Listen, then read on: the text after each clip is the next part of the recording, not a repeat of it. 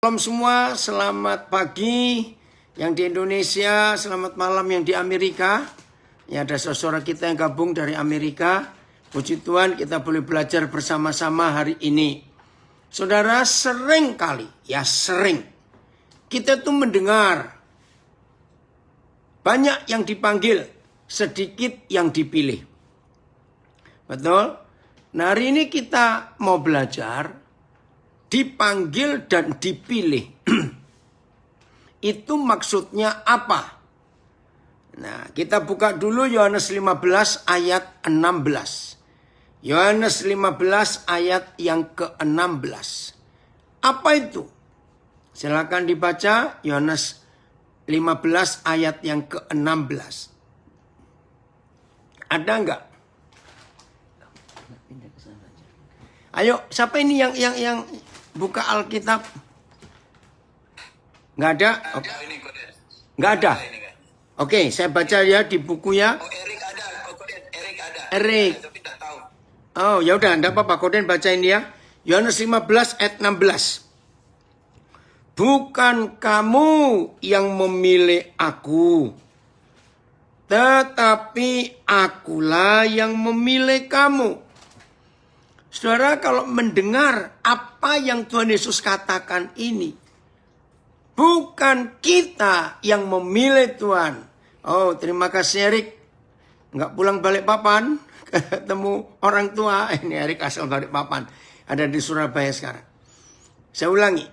Kalau saudara mendengar Tuhan Yesus berkata, sebab bukan kamu yang memilih aku, tapi akulah, Tuhanlah yang memilih kita. Kira-kira muncul apa di benak saudara? Pertama kali saya mendengar ini, yang muncul begini. Nggak bisa sombong. Kalau sampai Tuhan pilih kita, bukan karena kita pilih dia. Sadar nggak? Mau sombong apa? Dia yang milih kok, bukan kita. Betul saudara? Maka itu kita jangan jual mahal, tahu kata itu. Merasa hebat karena Tuhan memakai kita. Tidak. Nah, itu ada pertanyaan, pernyataan. Terima kasih. Siapa ya Samuel Samson itu? Kok mau ya Tuhan pilih saya? Betul. Tadi di Sumade ngomong begitu. Kok mau ya Tuhan pilih saya? Saudara, inilah anugerah. Nah, orang Surabaya, orang Jawa bilang, ojo petita petiti. Ya, jangan, busung dada, tolak pinggang, karena merasa hebat. Itu bahasa petita petiti itu ya. Jadi jangan sok. Kita ini dipilih karena anugerah. Nggak ada seorang pun di antara kita ya dalam ukuran manusia. Ini saya pakai ukuran manusia loh. Ya, jangan tersinggung dulu. Saudara pemimpin perusahaan, saudara kepala divisi, saudara pokoknya pemimpin lah dalam hal apa saja. Pasti punya kriteria untuk memanggil dan memilih anggota tim kerja saudara. Wajar bukan? Jelas. Dan dengarkan ini. Siapapun kita, manusia ini ya, kalau memilih seseorang atau lebih, setuju nggak kalau saya katakan ini? Pasti kita akan beri standar yang tinggi. Kriterianya wajar karena orang itu mau kerjasama atau bekerja di perusahaan kita. Wajar. High standard. Standar yang tinggi. Wajar. Dan memang harus begitu. Nah, itu kalau manusia. Sekarang saya balik.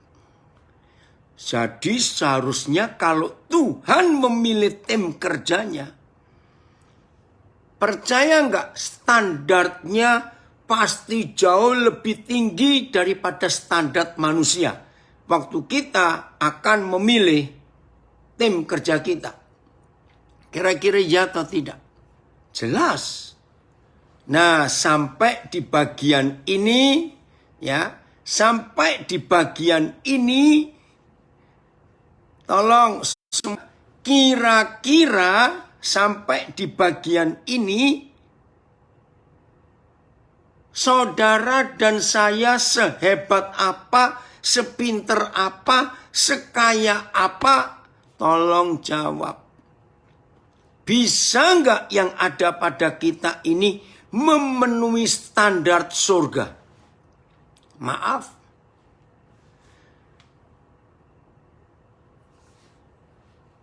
Saya baca dulu, ini di Zoom lagi tidak masuk. Betul. Kok mau-maunya Tuhan pilih? Wah, itulah dia, kita nggak masuk standar. Nah, ini pilihan Tuhan atas kita. Satu kali ketika saya betul-betul lagi rasanya, aduh, gimana ini dengan Tuhan ya, nggak pantas, nggak layak. Tiba-tiba kepikir gini loh, Tuhan, di luar saya kan banyak orang lebih hebat, lebih pintar, lebih kaya. Kenapa Tuhan pilih saya? Saya nggak tahu berapa banyak di antara saudara pernah merasakan itu. Bukan kamu yang memilih aku, tapi aku yang memilih kamu.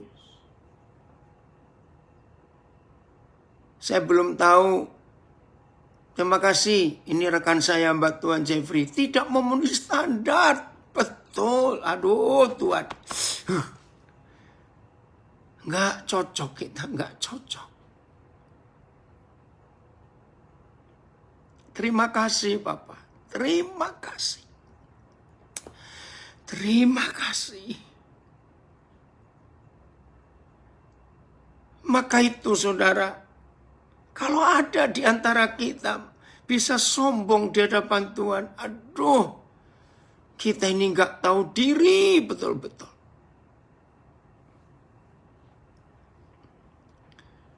Saya percaya semua kita pernah belajar lalu bertanya. Ini tentang hidup Musa. Siapa masih ingat? Hukuman yang Musa terima itu sangat berat, saudara. Yaitu tidak bisa masuk, ya, tidak bisa masuk ke Kanaan. Masih ingat nggak? Salahnya Musa, ini menurut saya tidak tahu dalam pandangan saudara. Kecil. Karena harusnya Musa berkata kepada bukit batu itu supaya air keluar. Tapi Musa marah. Yang seharusnya dia bicara, tapi dia pukul. Nah, coba renungkan. Musa marah, itu bukan marah kepada Tuhan. Justru kemarahan Musa hari itu, dia membela Tuhan. Betul tidak? Dia membela Tuhan. Nah, seharusnya kan Tuhan senang dong dibela oleh Musa. Karena kurang ajarnya Israel. Maki-maki Tuhan lewat Musa. Hei, apa kurang kuburan di Mesir? Sampai kau membiarkan kami mati kelaparan, mati kehausan di padang gurun ini. Wih, bangsa itu marah karena nggak ada air. Nah, Musa marah bukan kepada Tuhan, kepada bangsa itu karena kurang ajarnya. Nah, di situ saya belajar. Kok Tuhan gak berterima kasih pada Musa? Dibelain begitu. Karena Tuhan dimaki-maki oleh orang Israel. Saudara, inilah Tuhan kita yang tidak perlu pembelaan kita. Tolong dicatat. Inilah Tuhan kita yang tidak perlu pembelaan kita. Dia itu bisa ngerjakan apa saja, nggak perlu kita bela. Maka itu di firman Tuhan nggak ada ayat panggilan untuk membela Tuhan, tidak ada. Kalau sampai ada agama yang minta umatnya membela Tuhannya, berarti Tuhannya itu lemah. Maka itu perlu dibela oleh umatnya. Betul tidak, saudara? Nah, Papa kita itu nggak perlu dibela. Lalu mengapa Tuhan menghukum Musa seberat itu? Nggak boleh masuk Kanaan, loh, saudara. Aduh, mungkin kalau Musa itu saya akan protes. Saya akan ungkit. Maaf, apa yang saya ungkit-ungkit? Jasa-jasa saya. Wih, keren sekali jasa-jasa kita di hadapan Tuhan. Kita ungkit. Pernah nggak kita berkata begini, Tuhan, saya ini kurang apa? Lihat, saya ini jungkir balik untuk pekerjaan-Mu. Lihat pengorbanan saya, Tuhan. Kenapa doa saya untuk anak saya ini Tuhan tidak jawab? Mudah-mudahan mulai hari ini tidak ada lagi seorang pun yang berkata begitu. Mengangkat, mengungkit, mengingatkan Tuhan tentang jasa-jasa kita. Mudah-mudahan gak ada lagi. Dengan konsep bukan kamu yang memilih aku, tapi aku yang memilih kamu. Itu artinya kita gak boleh sombong. Kita tidak boleh menunjukkan jasa-jasa kita di dalam gereja Tuhan, dalam pekerjaan Tuhan. Enggak. Ivan, terima kasih. Ada komen ya. Sikap Musa sudah bertindak seperti Yahweh Tuhan dan mendemonstrasikan kuasa yang bukan wewenangnya. Nanti kita akan bahas ini. Betul. Maka itu nggak boleh sembarangan.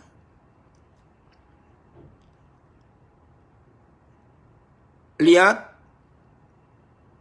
ada berapa pejabat negara di Indonesia ini yang jadi sindiran banyak orang. Masih ingat? Ada gubernur rasa presiden. Itu kalimat itu nggak enak bener loh. Nah seperti itu yang dikatakan anak saya Ivan ini. Musa melampaui otoritas dan wewenang Tuhan. Disuruh ngomong. Tapi karena dia emosi membela Tuhan, dia pukul batu itu. Nah, nanti kita akan belajar. Untuk hal ini bagus sudah. Kamu jangan komentar yang enggak ya. Ini di Facebook ada komentar lucu. Ada loh yang mampu bela Tuhan. Oke. Dari mana? Ayo kita perhatikan.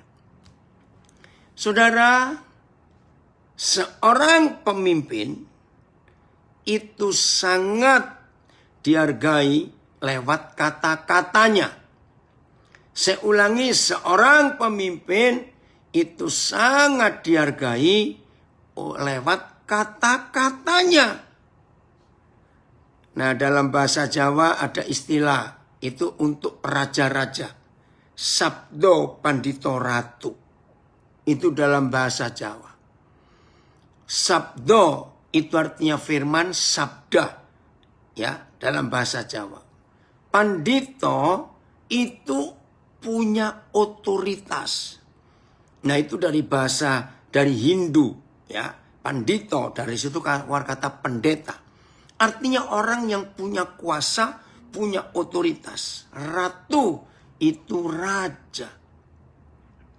Jadi seorang pemimpin itu akan dihargai lewat kata-katanya. Ya, ada komen lagi di Facebook. Seringkali kita berperkara kepada Tuhan, menuntut Tuhan seakan-akan kita sudah berbuat sesuatu hal yang besar buat Tuhan. Padahal apa yang kita kerjakan itu hanya anugerah semata. Betul. Ini anak saya dari Palu mengomentari itu. Nah, Musa kan disuruh bicara supaya orang Israel dengar. Tapi Musa emosi, dia pukul dengan tongkatnya. Wih, ini yang kita harus pelajari. Saudara, ayo hari ini kita sadar. Tuhan gak perlu dibela. Dia itu dahsyat. Kalau Tuhan perlu dibela berarti dia itu lemah. Kita harus mikir dan mengerti kebenaran ini. Yang kedua, bangsa itu harus belajar menghormati firman Tuhan. Bukan menghargai tongkatnya Musa. Ini loh fatalnya kesalahan Musa.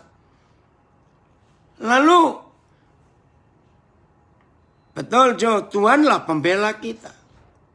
Lalu, kalau Musa dan bangsa itu tidak diajar tentang menyalahgunakan otoritas.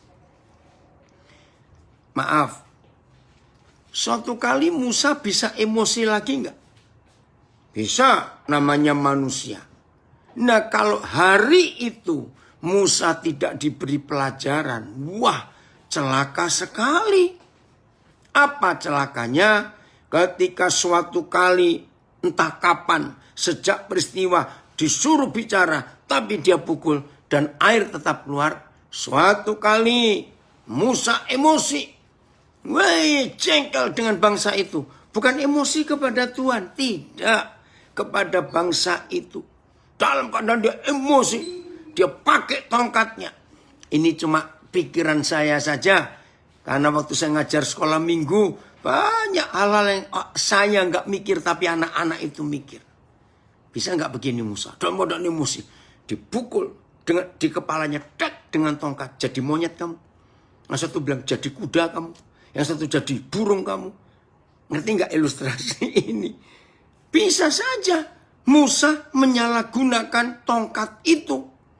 Maka dengan seenaknya dia menggunakan otoritas Tuhan.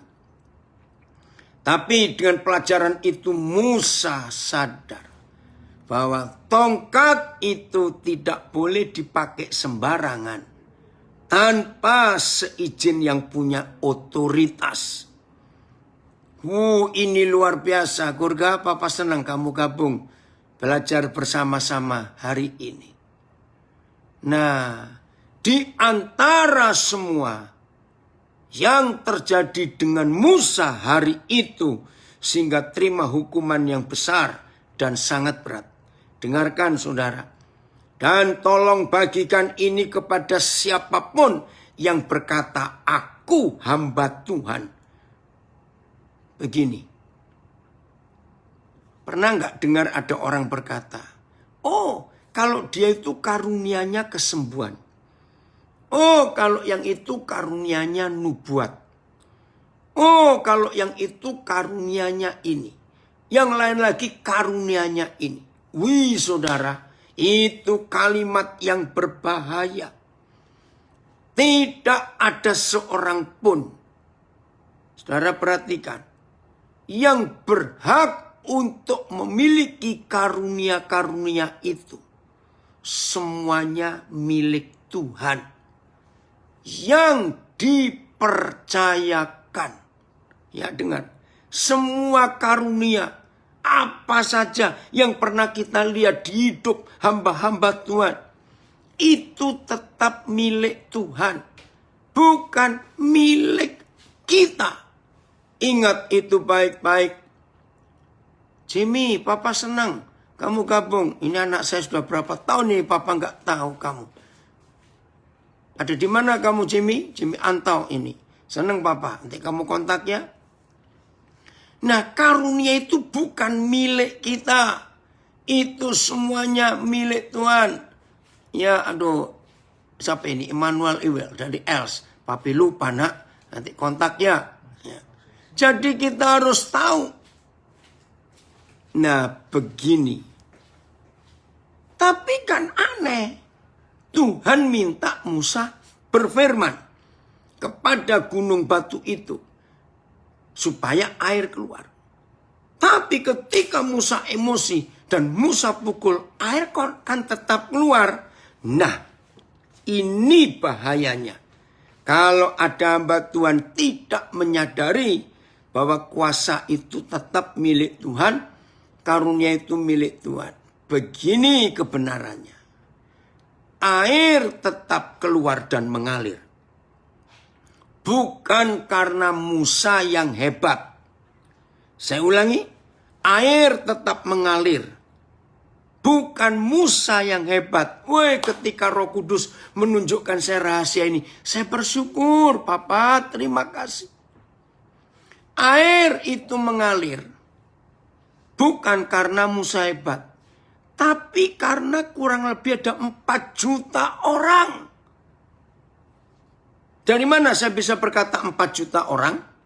Karena bilangan pasal pertama ya itu menulis waktu dihitung jumlah orang Israel yang dikeluarkan Tuhan lewat Musa dari Mesir ke Kanaan. Ya bilangan 1 nanti saudara cari. Laki-laki yang berumur 20 tahun ke atas. Saya ulangi, laki-laki yang berumur 20 tahun ke atas. Itu jumlahnya 600.000 sekian. Itu anak laki-laki yang berumur 20 tahun ke atas 600.000 sekian. Berarti ngomong saja satu keluarga yang punya anak laki umur 20 tahun ke atas, ngomong saja ada 4 orang anak laki. Kira-kira. Nah, ayo kita bagi. Kalau 600.000 sekian, coba saya cek dulu ya. Bilangan pasal pertama. Supaya kita bisa ngitung berapa yang dibawa keluar Tuhan lewat Musa dari Mesir ke Kanaan itu ayat 24. Oh, tunggu, itu jumlah persuku. Kalau jumlah total, sebentar. Mana ya jumlah totalnya? Sebentar saya cari. 600.000 sekian Naftali.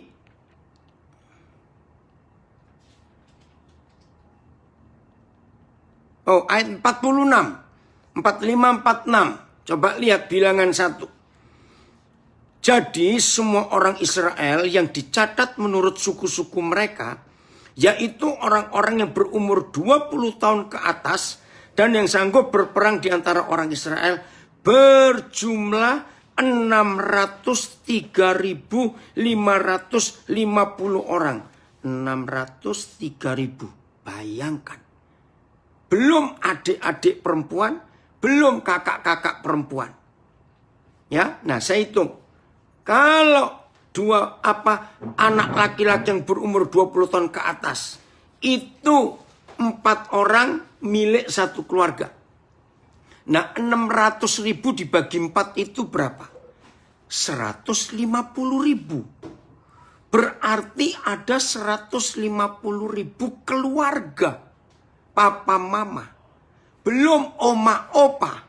Belum anak-anak kecil. Saudara bisa bayangkan jumlah mereka.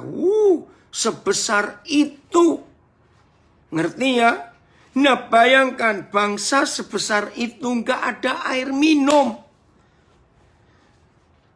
Tuhan kasihan. Oh, ini anak saya jawab lagi di Manado. Puji Tuhan, nak, sudah lama kamu. Ya. Oh, kamu sudah punya 2 anak, Jimmy. Baik. Sekian juta orang nggak ada air minum. Tuhan sayang mereka walaupun mereka pemberontak. Jadi mujizat air mengalir. Saudara, karena ada sekian juta manusia yang kehausan, maka Yahweh Tuhan harus bertindak. Bukan karena tongkat Musa yang hebat. Bukan karena Musa punya karunia hebat. Bukan. Tapi ada sekian juta orang yang kehausan. Saya harap sadar. Yang sudah jelas dipanggil Tuhan dan dipilih. Mendengar kisah Musa, jangan ada yang sombong. Jadi begini mujizat itu. Saya tanya, ini cara berpikir. Kalau toh hari itu tidak ada Musa, ya, dengarkan. Kalau toh hari itu tidak ada Musa, saudara percaya enggak? Papa kita Yahweh Tuhan bisa pakai siapa saja. Demi sekian juta orang tidak kehausan. Maka itu jangan sombong.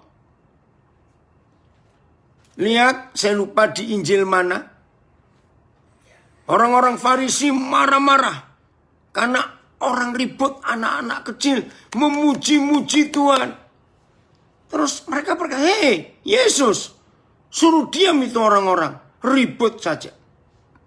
Masih ingat Tuhan Yesus bilang apa? Kalau mereka diam, Tuhan bisa menyuruh batu-batu itu memuji Tuhan. Masih ingat gak? Nah, dengan firman itu kita belajar. Kalau saudara dan saya dipakai oleh Tuhan, dipanggil dan dipilih. Ya Wardah, terima kasih kamu gabung. Ingat, kalau saudara dan saya diberi kesempatan, dipakai oleh Tuhan untuk buat sesuatu yang dahsyat dalam panggilan dan pilihan pelayanan Tuhan atas hidup kita. Ingat hari ini Tuhan memakai kita. Saya punya kalimat ini. Makasih Philip dari Florida. Musa marah waktu itu enggak termasuk sebagai righteous anger. Seperti yang disebut. Enggak. Musa marah yang kudus. Tidak. Karena dia emosi. Dia sombong. Dengarkan ya.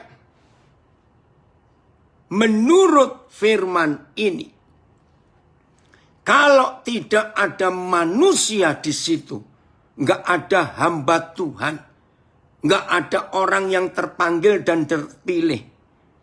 Tapi di situ ada orang-orang yang sedang membutuhkan kasih Tuhan, sedang membutuhkan kuasa Tuhan, sedang membutuhkan mujizat Tuhan. Dengar. Kalau tidak ada saudara dan tidak ada saya di saat kritis itu. Ingat betapa sayangnya Tuhan kepada Bileam. Nabi yang kurang ajar dan mata duitan itu. Maaf saya berkata. Nggak ada siapa-siapa di situ. Yang bersama Bileam cuma satu makhluk keledai yang dia tunggangi. Nggak ada yang lain. Karena Tuhan sayang kepada Bileam. Supaya nggak terus berbuat jahat. Mengatasnamakan Tuhan. Tetapi seenaknya dia. Masih ingat? Siapa yang dipakai oleh Tuhan? Keledai itu. Wih, terima kasih Denny. Anak saya dari Pontianak ini. Ya, bilangan 22:28. Saya baca ya. Makasih Den. Ketika itu Yahweh membuka mulut keledai itu. Sehingga ia berkata kepada Bileam. Apakah yang kau lakukan kepada, apa yang kulakukan kepadamu. Sampai engkau memukul aku 3 kali. Nah, karena keledai itu kan gak mau jalan. Ngambek. Tuhan yang nyuruh keledai itu ngambek. Supaya Bileam tidak menuju ke tempat Balak. Masih ingat ya? Nah, Bileam emosi. dipukullah keledai itu sampai 3 kali. Saudara, aduh, ini kalau saya ngomong ini, jangan saudara tertawa dengan motivasi yang lain. Kalau Biliam seperti saya, mungkin saya sudah mati kena serangan jantung. Coba, ini loh 2 bleknya Biliam. Tahu kata 2 blek? Aduh, bukan cuma keras kepala. Coba jujur, saudara, jujur ya.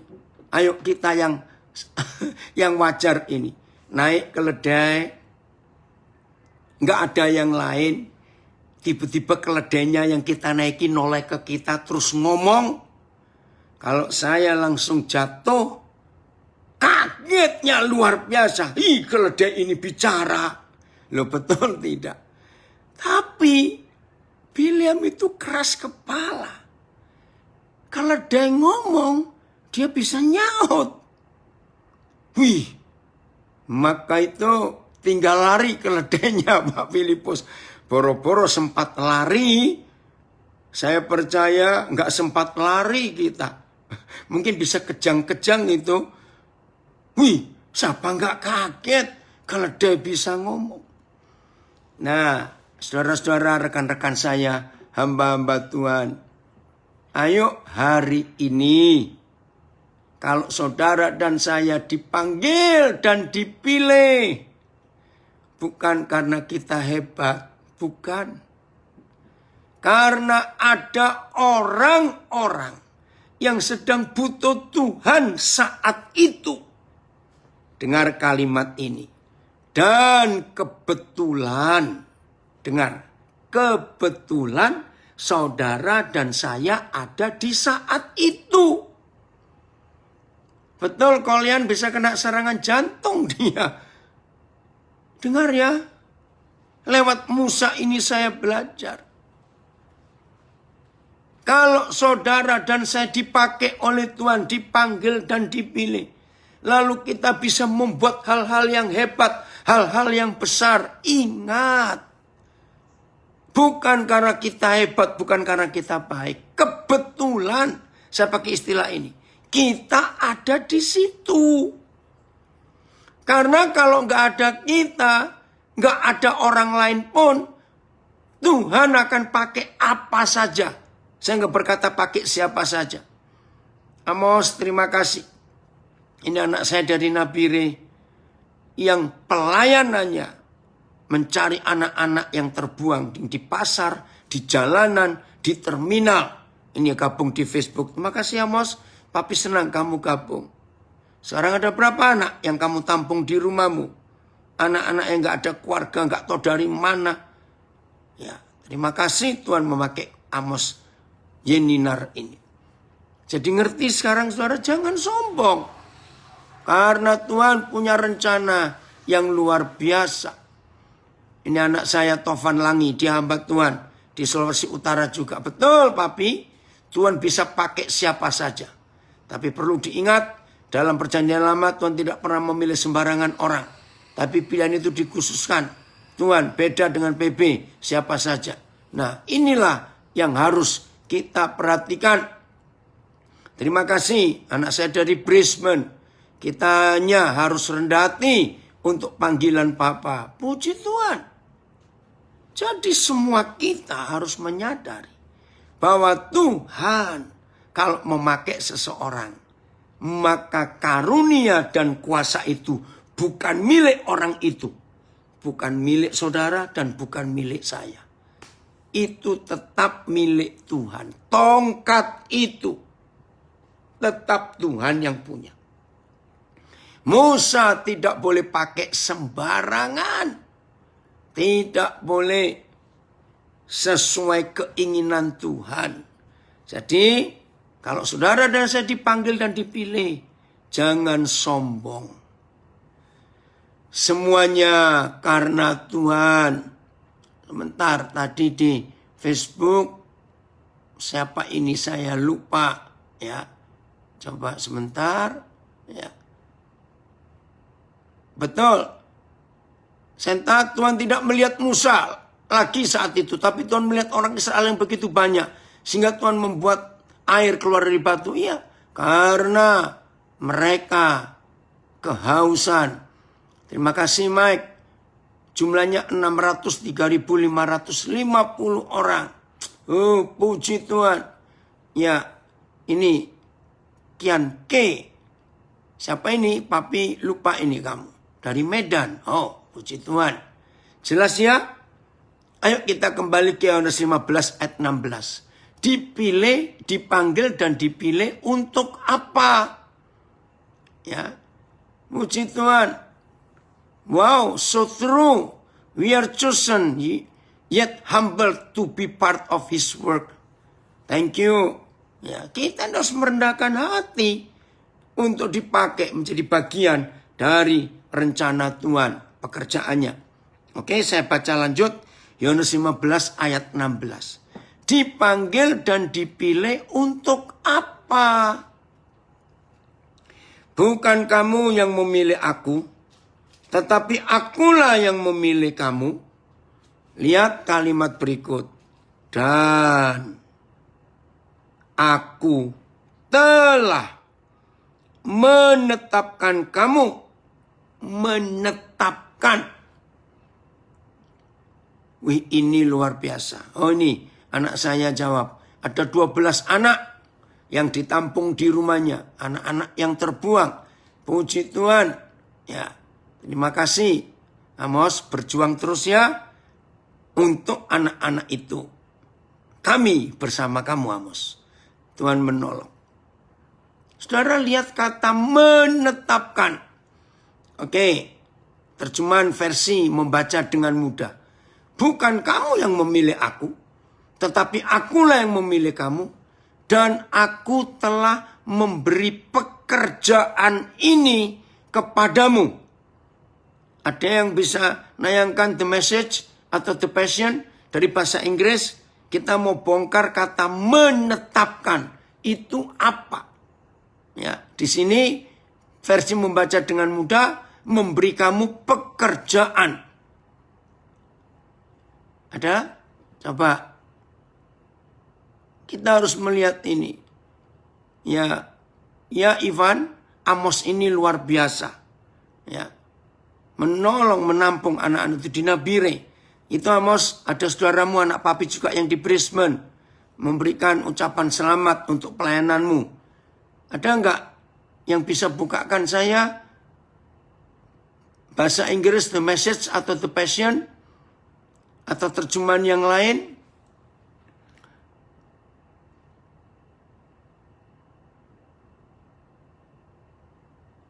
Nggak ada? Oke, saya lanjutkan. Nah, kata menetapkan ini artinya menentukan.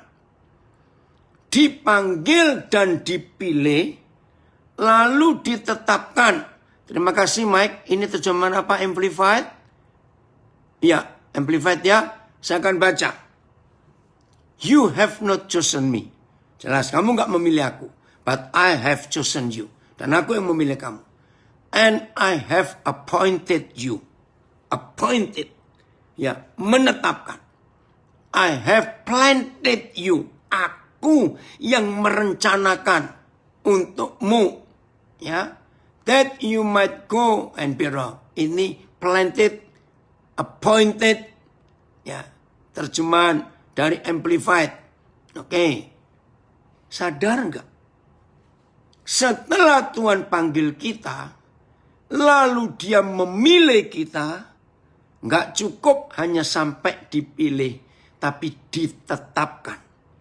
Kalau istilah bahasa Indonesia, diberi SK, surat keputusan. Terima kasih, ini kemenakan saya, anak dari adik saya. Muncul, Sam, terima kasih. Ini The Message saya baca. You didn't choose me. Remember, I choose you. Ingat, bukan kamu milih aku, tapi aku pilih kamu. Terus, and put you in the world, dan menempatkan kamu di dunia. Menempatkan, menetapkan. Terima kasih Sam, kamu kirimkan The Message ini. Nah, saudara harus sadar. bahwa kita ini sudah dipanggil, lalu dipilih, lalu ditetapkan. Wih, ini luar biasa. Maka itu ayo hari ini kita betul-betul siap, ya. Amos, saudaramu dari Brisbane komen ini bahwa dia nanti akan ke Nabire untuk pelayanan bersama. Woi, puji Tuhan. Iwan, nanti papi beri nomornya Amos ya, supaya kalian kontak. Saudara, ini yang kita harus tahu dalam hidup kita.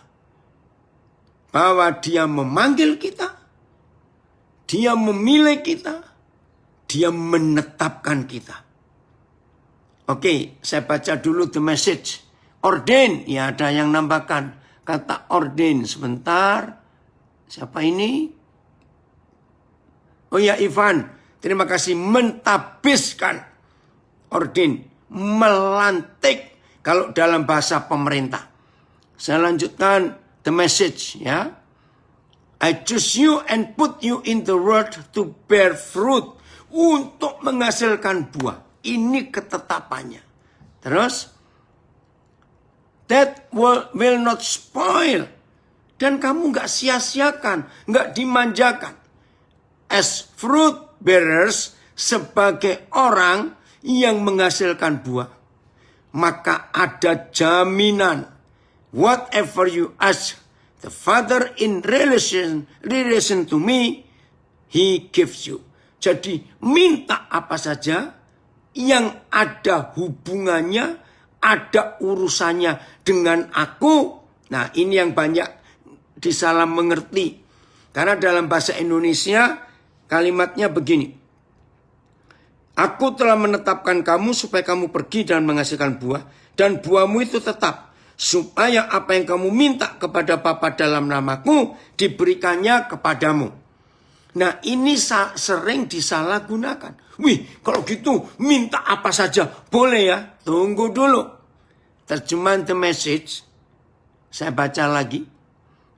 As fruit bearers, sebagai orang yang menghasilkan buah, whatever you ask the Father.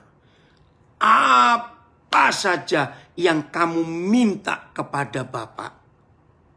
Tapi dengan kondisi in relation to me, yang ada sangkut pautnya dengan Yesus. Terima kasih Jam untuk terjemahan ini. Catat. Jadi nggak semua yang kita inginkan, terus kita minta kepada Bapa, itu diberi. Tolong terima dulu teleponnya, maaf. Ya. Jadi yang ada urusan dengan Yesus in relation to me, He gives you. Wih, luar biasa. Ini dia. Nggak apa-apa nanti aja. Jadi kalau nggak ada hubungan dengan Tuhan Yesus, jangan minta. Ayo, berarti kalau kita salah gunakan ayat ini, ayo minta pesawat terbang 2, minta ke gerbong kereta api 4, kan boleh minta apa saja, enak saja. In relation to me, yang ada hubungannya, yang ada sangkut pautnya dengan aku. Itu pun harus kita ulangi dari awal. Yang dipanggil, yang dipilih, yang diordain, yang ditetapkan, ditentukan, diputuskan. Jadi nggak sembarang, nggak bisa semau-mau kita sendiri. Wah, gawat kalau khotbahnya jadi salah. Ya seperti kehendak Bapa. Ya jangan dipatenkan. Ini loh saudara yang Tuhan ingin atas hidup kita. Maka itu kalau kita melihat ini, wow, betapa hebatnya Tuhan kita. Jadi kita harus tahu, mulai hari ini, saudara dan saya ada di posisi yang mana? Berbuah. Ingat, tahun 70-an waktu Roh Kudus mengajar saya tentang Filipi 1 ayat 22. Kita lihat ya, Filipi 1 ayat 22. Ini yang luar biasa. Ini cucu saya tanya. Tapi ini Pak Opa ini nggak ingat loh. Ini kamu ini yang siapa? Maaf. Di sini namanya Maria Thomas Tangga. Ya saya nggak tahu siapa. Opa boleh nggak minta mobil sama Tuhan? Nah ini Opa itu nggak tahu kamu itu umur berapa. Ya. Terus kalau minta mobil harus tahu umurmu berapa. Ini anak saya di Facebook, cucu saya. Opa, bagaimana boleh nggak minta mobil sama Tuhan? Nah, Opa harus tahu, Tuhan harus tahu kamu umur berapa. Ya, yang kedua, kalau minta mobil bisa mampu nggak bayar pajaknya, isi bensin, terus bayar perawatan mobil, servis, terus tanya punya garasi nggak untuk naruh mobilmu? Nah itu ditanya dulu. Semuanya. Oke. Nah, yang terakhir ya, Opa jawab, kalau kamu minta mobil harus ditanya untuk apa? Lihat loh, Opa aja sampai hari ini nggak punya mobil loh, sampai hari ini. Karena Opa nggak perlu mobil. Loh, kok bisa? Nomor 1, taksi banyak, angkot banyak. Nomor 2, ingat, anak Opa juga banyak yang punya mobil. Kalau Opa perlu, tinggal telepon saja. Daripada Opa diribetin. Kalau punya mobil, mesti ngurus ini, ngurus itu. Ada garasi, sudahlah. Toh, nggak tiap hari naik mobil. Nah, maaf ini saya ngomong. Oh, Yona. Papa di mana sekarang? Ya, baru tahu ini Yona. Oke, dengar. Kalau yang pantat mobilan, ngerti istilah pantat mobilan? Ada istilah mata duitan. Ada istilah mata handphonean. Ngerti ya istilah-istilah itu? Nah kalau ada orang pantat mobilan, itu artinya begitu dapat iklan mobil baru. Aduh ini pantat ini rasanya gatal dan panas kalau nggak nyoba mobil baru itu. Saya ingatkan yang pantat mobilan. Semua kita secara wajar. Mobil terakhir yang manusia naiki, yang manusia tumpangi, itu pasti mobil jenazah. Loh, betul tidak? Ngapain pantat mobilan? Oke Kristo, selamat kumpulin angpau. Ini anak saya dari Surabaya. Gratis lagi. Jackie, nggak gratis mobil jenazah ada yang bayar. Oke ya. Nah jadi kita harus tahu. Oke, Filipi 1 sekarang. Filipi 1. Wow, rekan saya ini. Pak Rensio Sinaga gabung. Puji Tuhan. Ya, Filipi 1 ayat 22. Mari kita lihat. Ini akhir tahun 70-an. Waktu pertama kali Roh Kudus mengajar saya tentang hidup yang berbuah. Tetapi ya, kalau aku harus hidup di dunia ini, itu berarti bagiku bekerja memberi buah. Saya baca terjemahan BIS. Tetapi kalau dengan hidup di dunia ini, saya dapat melakukan pekerjaan yang lebih berguna. Nah, lebih berguna. Oke? FIYH. Tetapi apabila hidup akan memberi lebih banyak kesempatan untuk membimbing orang kepada Kristus. Nah itu terjemahan kata berbuah. Terjemahan yang lain. Bentar. Oke, sama. Nah saya baca The Message. As long as I am alive in this body. Selama saya masih diizinkan Tuhan tinggal hidup di dalam tubuh ini, there is good work for me to do. Berarti ada hal-hal baik yang Tuhan ingin saya kerjakan. Oke. Dari Nabi Renet, ya, ada komen. Tetapi kalau saya masih hidup di dunia ini, saya akan terus berusaha untuk mendapatkan hasil yang lebih banyak lagi dalam pelayanan saya kepada Tuhan. Terjemahan TSI. TSI itu singkatan apa, Rio? Papa baru dengar ini. TSI, saya nggak tahu ini ya. Nah, sekarang kita bongkar kata buah. Ada nggak kata lain? Oh, ini banyak sekali terjemahnya. Luar biasa ini, saya baru tahu. Ini di web mana ya? Ada berapa puluh terjemahan. Ya, terima kasih. Siapa yang menayangkan ini di Zoom? Ya, bentar ya.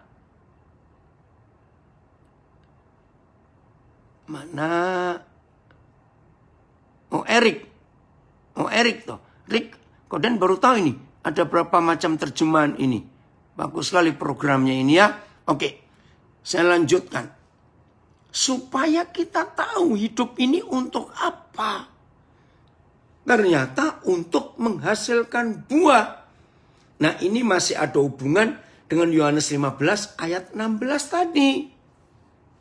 Saudara, ada 4 hal yang kita bisa belajar dari pohon buah.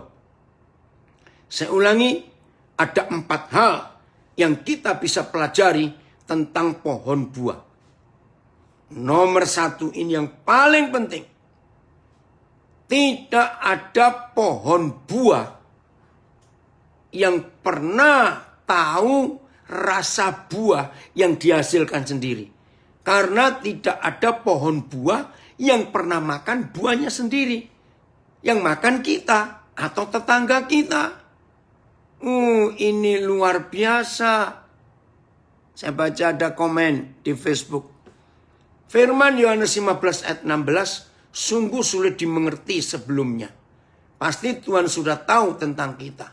Tapi Tuhan mau panggil dan pilih kita karena anugerahnya kita ditetapkan menjadi saksi yang bisa dibaca oleh orang lain dan hidup kita berbuah. Tuhan mengasihi semua orang. Sebab itu Tuhan menghendaki semua orang selamat. Itulah tugas yang Tuhan berikan pada kita. Amin. Nomor 1. Dari 4 hal yang Tuhan ajarkan kepada saya tentang pohon buah. Tidak ada pohon buah yang pernah menikmati buahnya sendiri. Logikanya. Untuk apa dalam hidup ini kita menghasilkan sesuatu? Tapi kita nggak pernah menikmati. Yang menikmati orang lain semua. Tapi itulah kehidupan yang dipanggil dan dipilih. Lalu ditetapkan untuk menghasilkan buah. Puji Tuhan, sahabat saya dari Nabire, Pak Mujiono, gabung.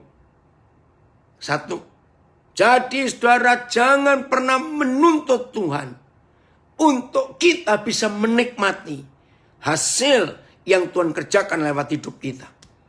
Maka itu Musa harus diajar oleh Tuhan. Dia pikir hebat. Setelah dia bisa buat mujizat itu, maka orang Israel memuji-muji dia. Tidak. Semuanya milik Tuhan.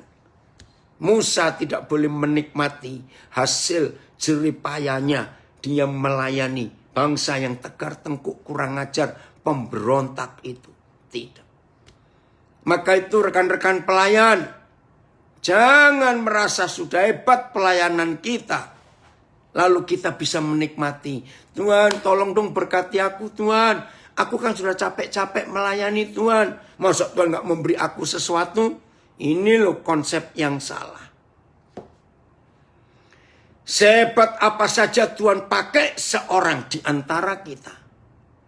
Jangan pernah coba-coba menikmati hasil pelayanan itu. Pohon buah tidak pernah menikmati dan tahu rasa buahnya sendiri. Nah, ini ada komen di Facebook. Cerita. Betul, Koden. Kemarin papa teman saya meninggal dunia. Orang kaya. Mobil mewahnya banyak. Tapi akhirnya juga naik mobil jenazah saja. Itulah fakta hidup. Oh, terjemahan sederhana Indonesia, TSI tadi. Terima kasih Mario. Nomor 2. Kalau ada pohon buah, pasti ada biji buah. Untuk apa? Hidup ini harus multiplikasi. Tahu kata multiplikasi? Terus maju, ada lagi, ada lagi. Nah, maka itu kita mikir, setelah Tuhan panggil kita nanti, siapa yang meneruskan? Semua pohon buah pasti ada biji, dan biji itu ditanam, tumbuh pohon yang lain lagi. Dan begitu pula seterusnya. Kalau sampai hari ini di dunia bisa menikmati begitu macam ribuan, mungkin puluhan ribu jenis pohon buah. Itu diciptakan Papa kita di Taman Eden. Dan bijinya terus berkembang sampai saat ini. Maka itu hidup harus bermultiplikasi. Nomor 3. Pohon buah nggak pernah punya kartu nama atau pasang iklan. Ngerti nggak maksudnya? Begitu pohon buah itu berbuah, burung-burung, kelelawar, ya kupu-kupu, termasuk manusia, pasti akan datang ke pohon itu karena melihat bunga dan buahnya. Nah, pertanyaannya, sampai hari ini umur berapa saudara? Sudah berapa orang yang datang ke hidup saudara karena orang-orang itu melihat ada buah-buah yang mereka cari dalam hidupnya? Ngerti ya? Nomor 4. Di mana ada pohon buah, ada pohon buah, orang bisa merasa teduh, merasa aman di bawahnya. Seperti itu hidup yang harus berbuah. Jadi saudara, kalau hari ini Tuhan memanggil dan memilih kita. Saya ulangi, Tuhan memanggil dan memilih kita. Lalu dia menetapkan untuk kita menghasilkan buah. Betul, Mike, dia komen, pohon tidak pernah mempromosikan diri sendiri. Tapi oranglah yang mencari untuk menikmati. Betul. Ini yang luar biasa saudara dalam hidup kita. Betapa indahnya Tuhan dipermuliakan. Kalau sepanjang umur hidup saudara dan saya sudah dipanggil, lalu dia pilih. Setelah dipilih, dia tetapkan. Setelah dia tetapkan, kita harus berbuah. Dan Tuhan dipermuliakan. Minta apa saja. Tapi yang ada urusan. In relation to me. Yang ada urusan terhadap Tuhan. Yesus pasti.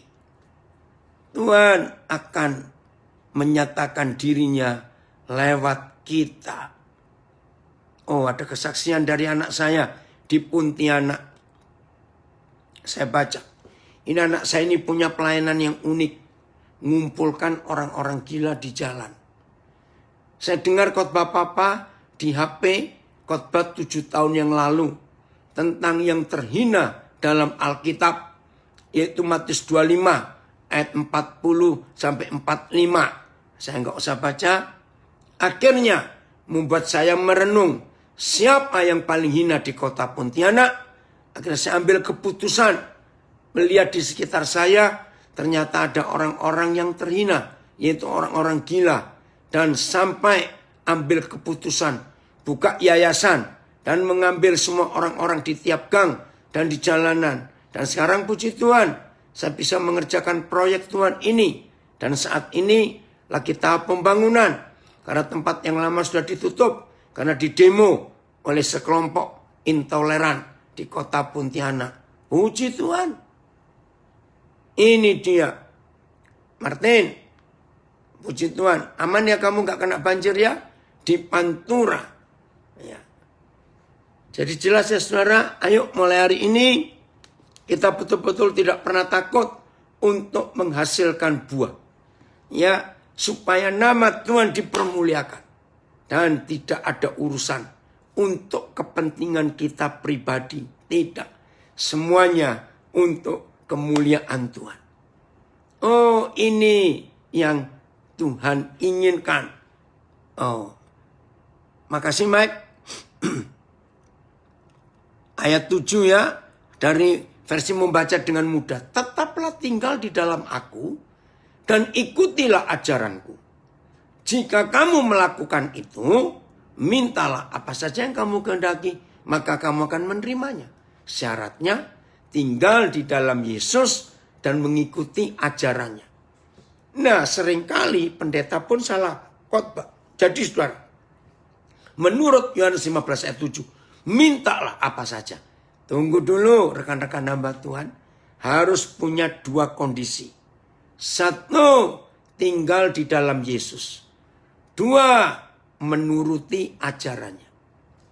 Maka orang yang hidupnya di dalam Kristus dan orang itu hidupnya menuruti ajaran Tuhan, maka permintaannya enggak aneh-aneh. Minta emas 10 kilo, berlian 2 ons. Betul? Yang tinggal dalam Yesus dan yang mengikuti semua ajarannya, permintaannya selalu berhubungan dengan kerajaan sorga. Enggak ada hubungan dengan keperluan diri sendiri. Tidak. Maka itu banyak khotbah yang salah. Biarlah hari ini kita menyadari ini. Ini anak saya Bobby nih. Bob, kenapa kamu tertawa? Awas kamu ya. Wah, baru tahu kisah anak Pak Pendeta. Mau bersusah payah mencari dan ngurusi orang-orang yang terhina. Puji Tuhan, ajaran Pak Pendeta. Maaf, tidak sia-sia. Puji Tuhan. Nah, di sini ada 2 anak saya yang tampil. Satu dari Nabire, satu dari Pontianak. Gitu. Oh, kamu tertawa gitu ya Bob karena minta emas 10 kilo. Oke. Jelas ya saudara. Jadi hari ini kita harus tahu. Kalau kita dipanggil, kita dipilih, kita ditetapkan. Hidup jadi pohon buah. Ada komen di Facebook. Permintaannya terus belajar menyenangkan hati Papa. Amin. Itulah kerinduan Tuhan atas kita semuanya. Puji Tuhan. Tuhan memberkati kita semuanya. Tampil untuk jadi berkat. Sebentar. Kenapa ini? Jimmy, anak bungsu lagi lambai tangan ke papi. Dia nggak tahu papi. Nggak bisa lihat umur 14 bulan. Oh, namanya Andre. Ya, kalau Antok, Jimmy bisa lihat di Facebook, di Zoom. Nanti papa bisa lihat dia juga. Di Zoom. Ya. Oi, Samuel, ini anak saya dari Manokwari ya. Sam, kamu ini dari Manokwari. Puji Tuhan, bisa gabung. Tuhan Yesus memberkati kita semua. Selamat jadi pelaku firman. Jadi jangan lupa, kalau kita sudah dipanggil dan dipilih, ditetapkan untuk berbuah, menyatakan kuasa Tuhan. Dan itu bukan milik kita, jangan lupa. Puji Tuhan, selamat menjadi pelaku firman buat kita semuanya.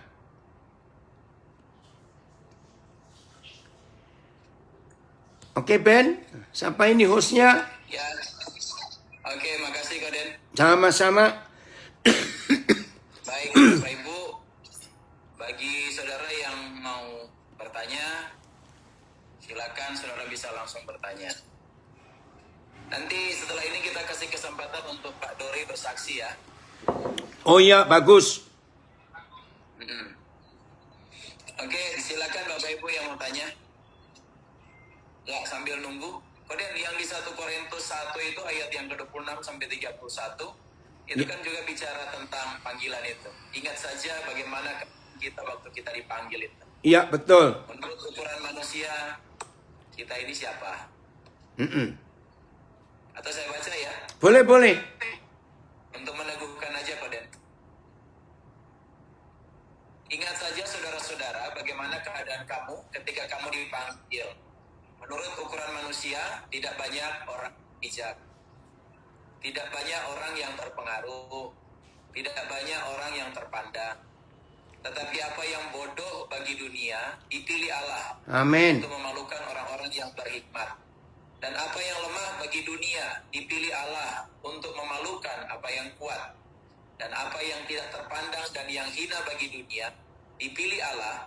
Bahkan apa yang tidak berarti dipilih Allah untuk meniadakan yang berarti. Amin. Supaya jangan ada seorang manusia pun yang memegahkan diri di hadapan Allah. Tetapi oleh Dia kamu berada dalam Kristus Yesus, yang oleh Allah telah menjadi hikmat bagi kita. Ia membenarkan dan menguduskan dan menebus kita. Karena itu, seperti ada tertulis, siapa yang bermegah, hendaklah ia bermegah di dalam Tuhan. Terima kasih Ben. Betul sekali. Hebat. Ya. Jadi siapa kita? Kita Ya. ini termasuk golongan orang bodoh semua ini, Kodet. Pindahin. Betul. Siapa yang pintar? Jangan sombong. Pindahin. Karena makanan. Kita dipilih untuk memalukan. Iya. Ya. Oh, terima kasih Tuhan. Dimuliakan. Iya. Karena secara logika, kalau Tuhan pilih orang-orang pinter, nanti orang itu yang ngajari Tuhan. Betul enggak? Betul, ya. Iya toh? Ya, benar kali. Betul ya kalian? Iya, benar kali itu, Pak. Iya, Benar iya. itu. Iya, sampai kuliah, sampai apa ya? S1, S2, S3. Saking banyaknya S sampai beku ya kan? Beku. Dingin ya. Betul. Iya. Mana Dori? Ayo Dori beri kesaksian. Kami tunggu. Woi, luar biasa. Silakan Pak Dori. Tunggu ya.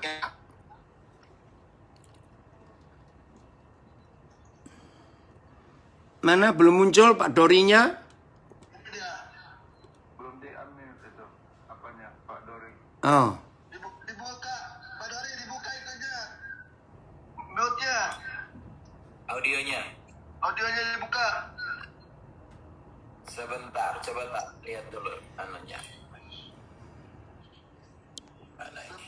Belum dibuka ya? Sudah, Pak. Dia bisa buka sendiri. Mana? Dori, ya. Halo, silakan. Iya Pak Dori. Salam saudaraku. Shalom. Ya. Nama saya Dori Patiasina. Saya tempat tinggalnya di Jakarta. Saya mau cerita tentang kebaikan Tuhan buat hidup saya. Amin, amin. Dulu orang yang hidup dalam kegelapan, saya terlibat dengan dunia internasional, jaringan narkoba selama 18 tahun dari tahun 95. Tapi kasih Tuhan sangat besar buat hidup saya. Saya dihukum 2013 dengan barang bukti narkoba yang sangat banyak. Sebagai hukuman Indonesia harus saya dihukuman mati. Tapi dengan cara Tuhan buat hidup saya sangat ajaib dan mulia. Amin, amin. Saya diputus 10 tahun lebih pada tahun 2013.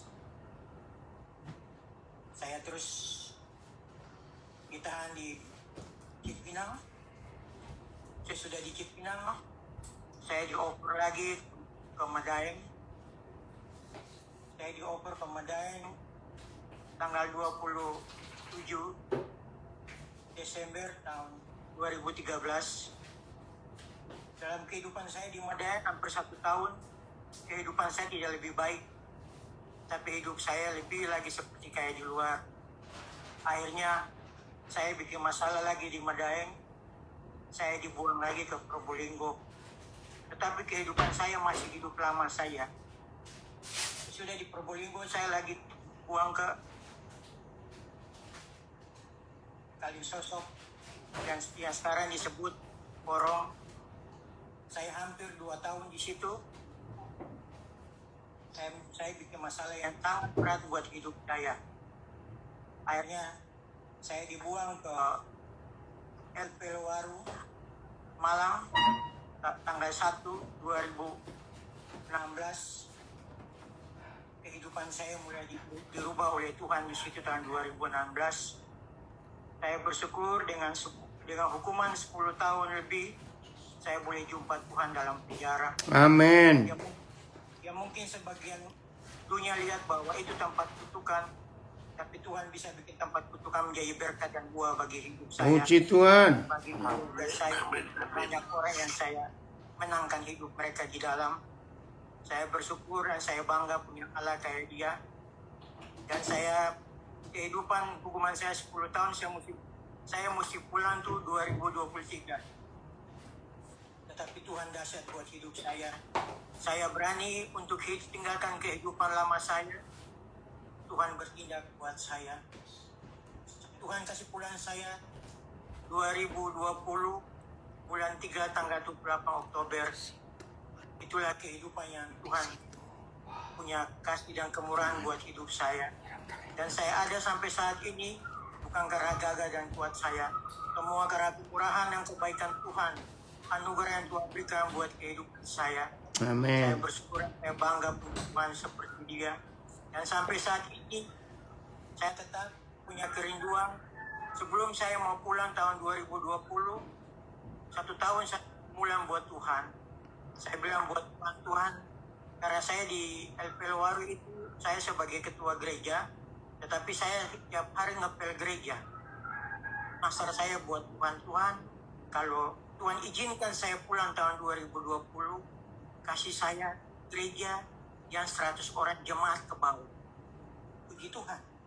Saya pulang bulan 3 tahun 2020 sampai di Yogyakarta, di kompleks saya di Villa Pertiwi, ada gembala izinkan saya untuk setiap hari ngepel gereja.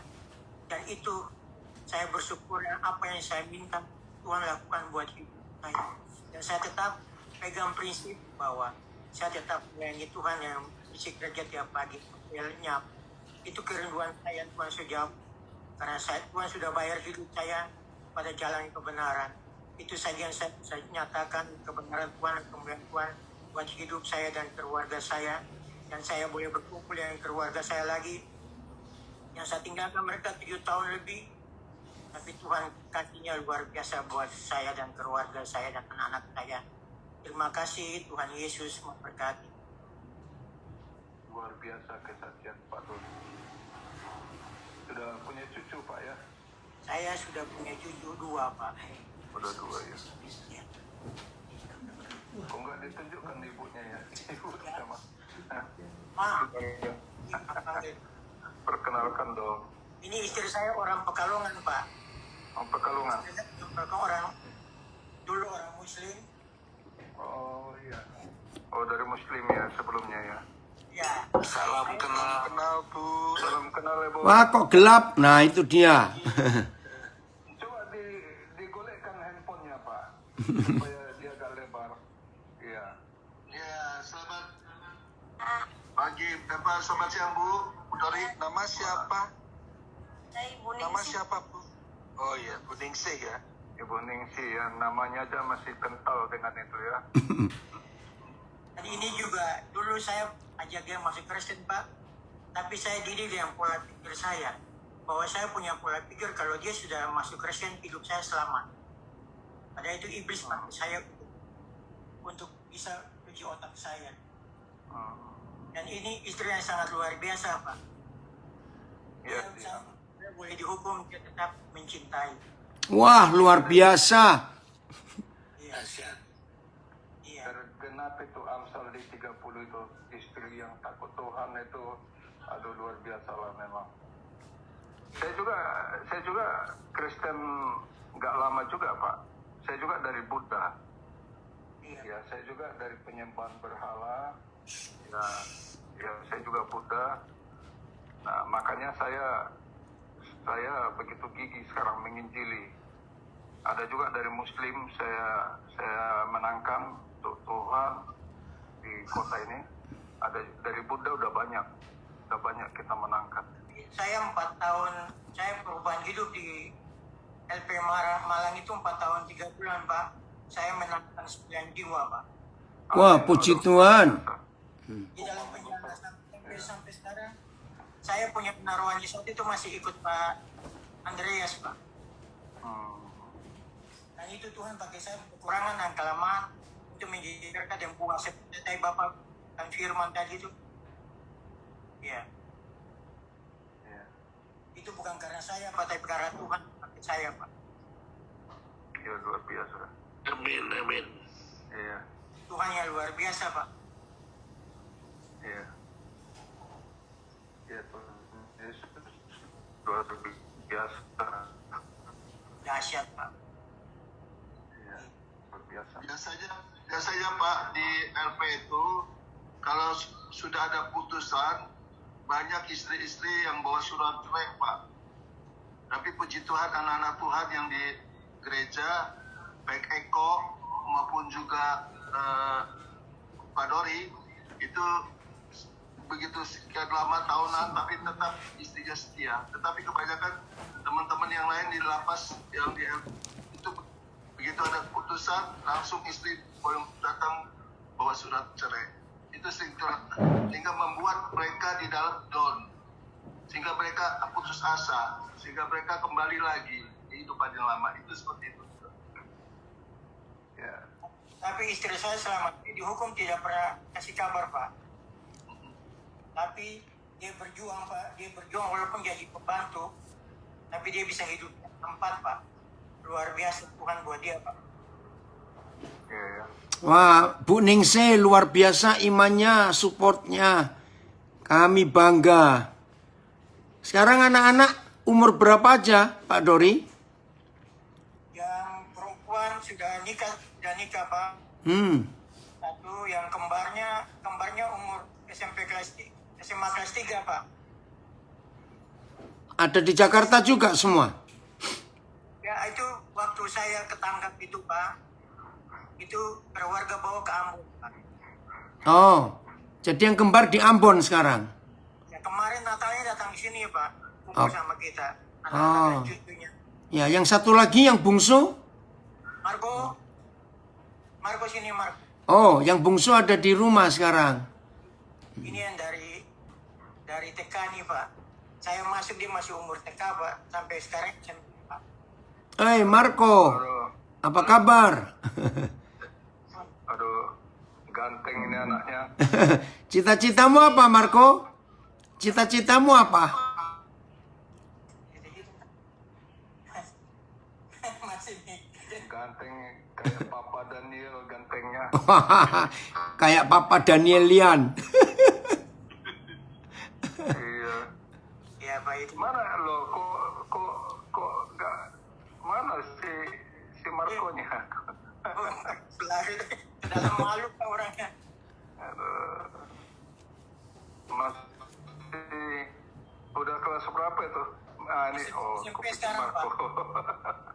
SMP kelas 1 pas saya ya. ketangkap, dia masih TK kecil.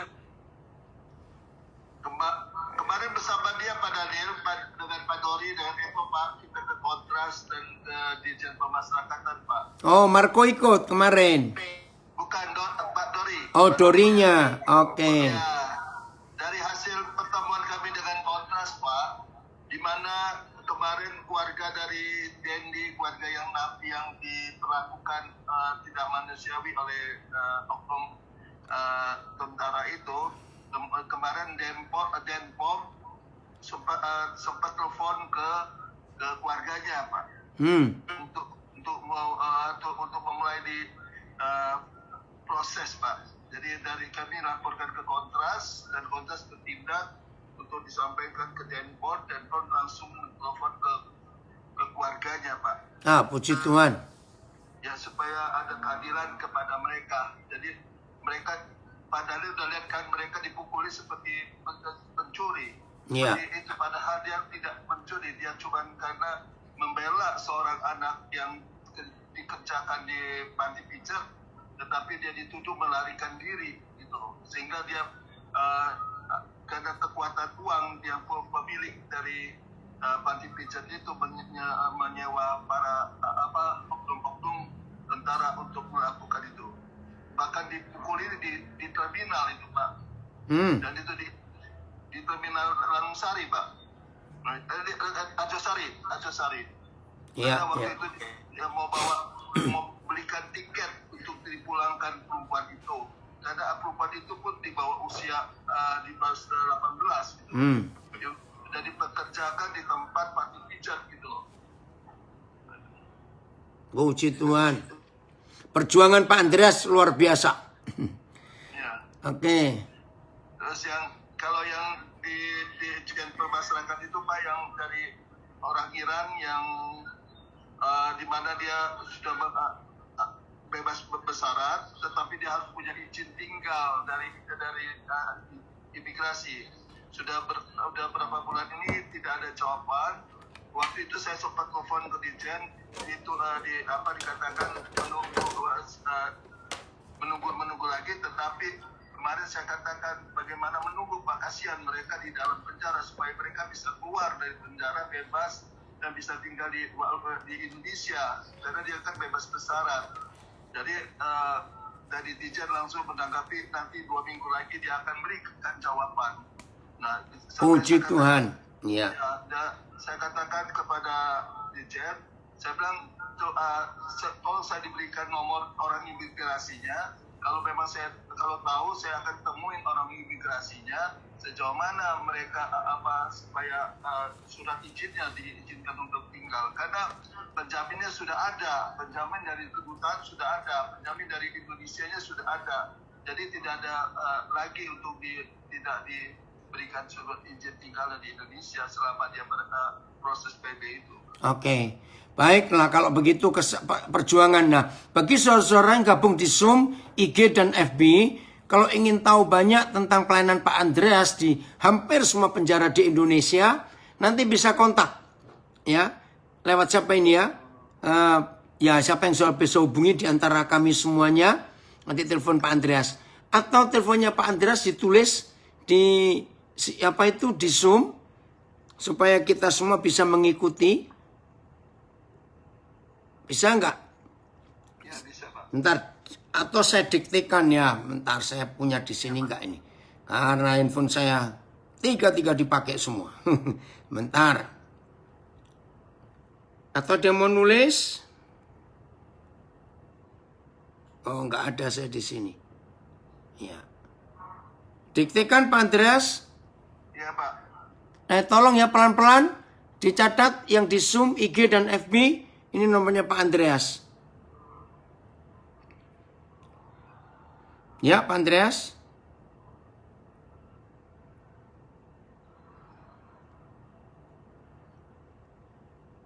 Udah, Pak Andreas diktekan. Ayo siap nulis. Oh itu ada ya. Ada di Zoom. Tapi yang di FB dan di IG nggak bisa. Coba dibacakan Pak Andreas. Atau saya baca. 083 kali. Oh itu dia ya. Bisa kelihatan. Ya 083 kali 033 03752. Yang di Nomor saya ya. itu yang di Facebooknya saya coba perbesar. Ya mudah-mudahan kelihatan. 0888 0333 03752. Baik, puji Tuhan. Dan ini lagi juga Pak untuk Pak Ruben itu Pak. Oh iya, yang dari Poso ya. Ya Pak Ruben yang dari Toraja yang Oh iya. juga memperjuangkan dia yang seharusnya tanggal 2013 dia udah masuk daftar list untuk dieksekusi. Tapi puji Tuhan, Tuhan pakai kami luar biasa bisa ketemu lewat bersama dengan Kontras, kita bertemu dengan Jaksa Agung. Wah, puji Tuhan. Itu minta dikeluarkan dari hukuman mati, tetapi beliau katakan bukan dikeluarkan, tapi sedang diproses. Ada kejanggalan di dalam BAP-nya itu Pak. Karena jadi di sini ya kemarin sedangkan pelaku yang sesungguhnya ada di Makassar Pak. Di Makassar itu sudah mengakui sudah ada surat pernyataan dan ditandatangani oleh notaris. Ya. Tetapi karena orang ini Agustinus ini masih suka labil karena dia juga suka mau bunuh diri segala macam. Ini kami lagi pendekatan. Dalam waktu dekat kalau COVID sudah menurun, kami bersama tim Kontras akan menemui Agustinus untuk pendekatan dengan dia supaya memberikan kesempatan kepada Pak Ruben bisa keluar dari lapas ini, Pak. Ya, oke. Ntar kita berjuang terus ya. Iya, Pak. Baik, ayo yang lain lanjut. Ada? Ini Pak ada anak Bapak Daniel nih, si Diki sama Stefanus nih. Oh, ada di mana sekarang? Nih, lagi sedang mendengarkan, Pak. Enggak, ya ada di mana mereka? Di Malang.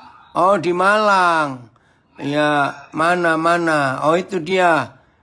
Iya. Ayo, Diki, Stefanus. Sama siapa kamu di rumah? Sama Bang Hendra? Di tempat saya. Oh, tempatnya Pak Andreas. Nah, itu seorang yang pakai tato, mukanya itu Diki. Yang sebelahnya Stefanus. Oh, sebentar. Kelihatan ya? Itu. Iya, mana? Oke ya. Ya udah, oke. Kembali ke host. Ben, ya saya harus pergi nih.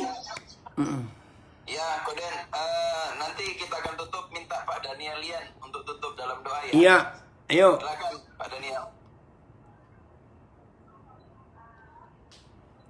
Oh iya, mari kita doa. Bapa kami yang dahsyat, yang super baik, yang luar biasa, Amin, yang amin. sembah, yang hidup, yang berkuasa dari dahulu hingga saat ini, bahkan sampai selama-lamanya. Ya, Sungguh kami bangga memiliki Allah seperti Engkau Yesus. Hatikan kami semua anak-anak-Mu Tuhan. Kami bersyukur. Tidak ada perkataan yang lebih indah dari kata-kata bersyukur. terima kasih Bersyukur Bapak. memiliki Terima Allah kasih. seperti Engkau Bapa. Ya, Saat Bapak. ini kami sudah dipuaskan, rohani kami terus semakin dipuaskan oleh hamba-Mu Tuhan, yang Kau pakai secara dahsyat, urapan-Mu luar biasa atas hamba-Mu Terima ini. kasih. Terus Engkau pakai dia Tuhan untuk membagikan berkat-berkat rohani bagi setiap kami yang haus dan lapar, bagi setiap jiwa-jiwa yang membutuhkannya dimanapun saja Ya, berada. Tuhan. Engkau semakin mengurapi dia, mengurapi lebih Terima lagi, kasih lebih Bapak. lagi, ya Terima Bapa. kasih. Oh, Terima haleluya. kasih. Setiap kami juga semua yang hadir lewat Zoom ini, Engkau berkati setiap kami. Engkau pakai setiap kami ya Tuhan. Engkau pakai kami untuk menjadi Ya. saluran berkat-berkat rohani Amin, bagi mereka amin. yang membutuhkannya pada saat ini.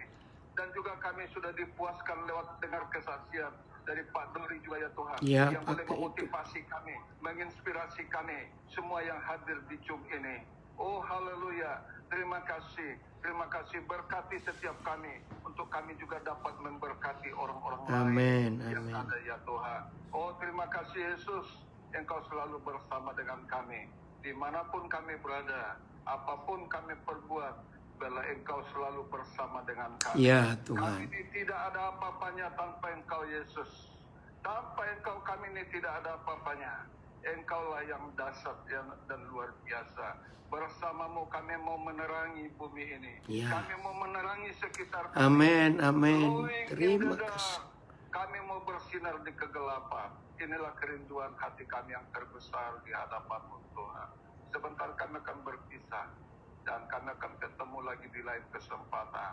Dan biarlah ya Tuhan, sebelum kami berpisah, ya Tuhan, ya biarlah ya penyertaan-Mu lah senantiasa mengiringi setiap langkah-langkah kami. Apapun aktivitas kami, baik di pelayanan, baik di setiap profesi kami masing-masing, Engkau yang menyertai kami. Biarlah berkat daripada Allah senantiasa menyertai kita Amin. semua. Terima kasih. Kasih karunia dari Bapa di sorga, Ya, cinta kasih daripada Tuhan Yesus Kristus, dan penyertaan daripada Roh Kudus yang senantiasa menyertai kita mulai saat ini sampai besok, lusa, minggu depan, bulan depan, tahun depan, bahkan sampai pada saat Yesus datang. amin. Terima kasih Bapak. Haleluya, Haleluya. haleluya, haleluya. Kita sama katakan amin. Amin. Puji Tuhan. Amin. Jackie, Terima kasih. Ya, enggak. Jeki masih ada. Besok temanya apa kita belajar? Oh, besok jam 9 juga ya, Pak. Bukan, sore. Jeki masih ada enggak? Ada yang tahu besok temanya? Ada ini kode. Waduh, coba saya telepon dulu. Ya, supaya masih kumpul kita. Iya. Benny tahu nggak besok temanya apa? Belum tahu ya? Belum tahu Koden. Oh, sebentar saya telepon. Siapa yang telepon? Di WA ke saya ya, Pak. Sudah biasa atau putih, tekan Iya. 23 atau 5 Tunggu. langganan NFT ini harus menebus 900 untuk 30 hari. Iya, Den. Besok temanya apa belajar malam? Nah, belum saya lihat dulu. Lupa saya seri itu, bukan seri pengadilan Yesus. No, seri pengajaran Yesus. Ya udah besok 6:30 ya. Saya lihat besok Oke, ya. ya. Ya udah, oke, Tuhan memberkati semua. Ya. Ya Koden. Tuhan berkati.